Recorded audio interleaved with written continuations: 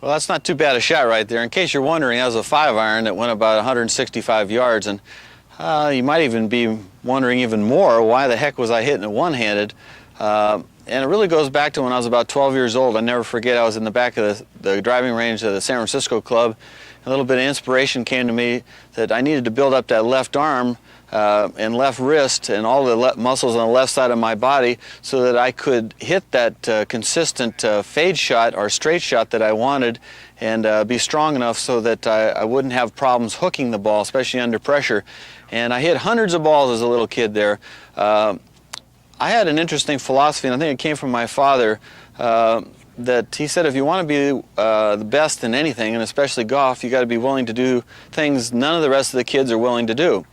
You got to be willing to do creative things and experiment and try things and learn from your mistakes and from trying to go a little one-off thinking. And so what you might catch in this tape is that the reasons why I've come to some of the thought processes I've been able to tell you about is because I've been willing to learn from other players. I've been willing to go out of my own little shell, my one-line thinking, and hooking the ball, I think, comes from, believe it or not, an impact of being a little lazy. And really a lazy action will produce a hook that sort of turns down and doesn't have much spin on it.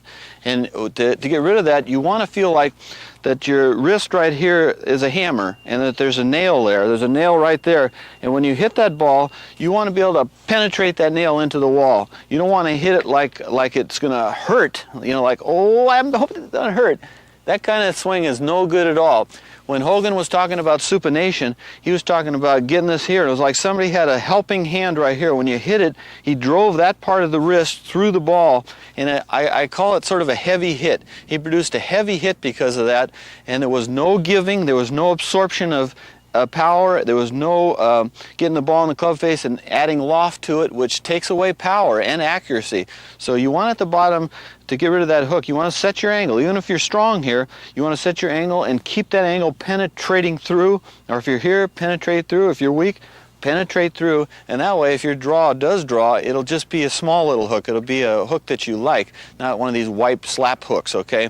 So that's one way to get rid of a hook that I know works. Another way would probably be to open your stance just a little bit, take it back slow as we talked about before on tempo, on how to slice the ball. Take it back just a little slower and get a little more speed down at the bottom. The last drill, which really is the best one of all, I think, and this is what I do. When I'm drawing the ball too much, here's what I do. It's really so simple, it's unbelievable. Here's what I do.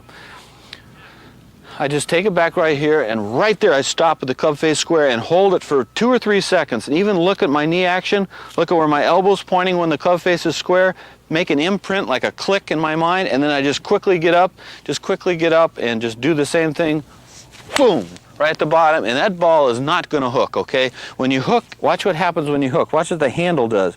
The handle has a tendency to sort of pop up and over, and that's a slap hook, okay?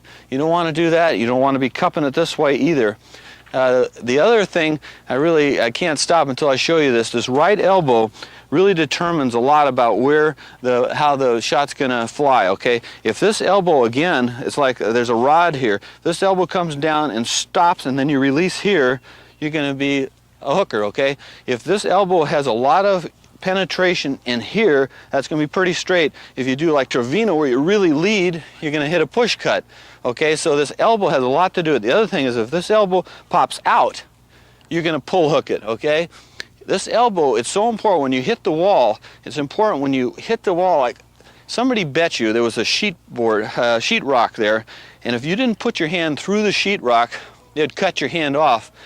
You would set up so solidly, you would go back like Peter Jacobson solidly. When you came up to that wall, you boom like that, and you want to take a photo of that, of where you are to push that hand through that sheetrock, and you'll notice your hips need to be this much open, your shoulders need to be this much open, your elbow needs to be right here, your wrist needs to be straight right there. That is the most powerful boom position you can get in golf, and you'll do it every time if you think about the sheetrock thing. You know, people say, well, where should my hips be, or where should I be when I hit the ball? If you just think, I got to put it through, otherwise I cut my hand off, I guarantee you'll be in that perfect position where you need to be. When you hook it, your elbow's probably trailing, or your body stops and you're hitting this way, or are you trying to hit too much with the hands? So think about the wall, the sheetrock, and a couple of those other tips, and especially that one where you stop after impact. Take the picture in your mind of where square is after there and then get in quickly and hit it. And the reason why I go crazy on this subject is because I have trouble at times hooking the ball. So those are the things I go through real quickly, and if I do that, go through that checklist, I can stop that thing right now.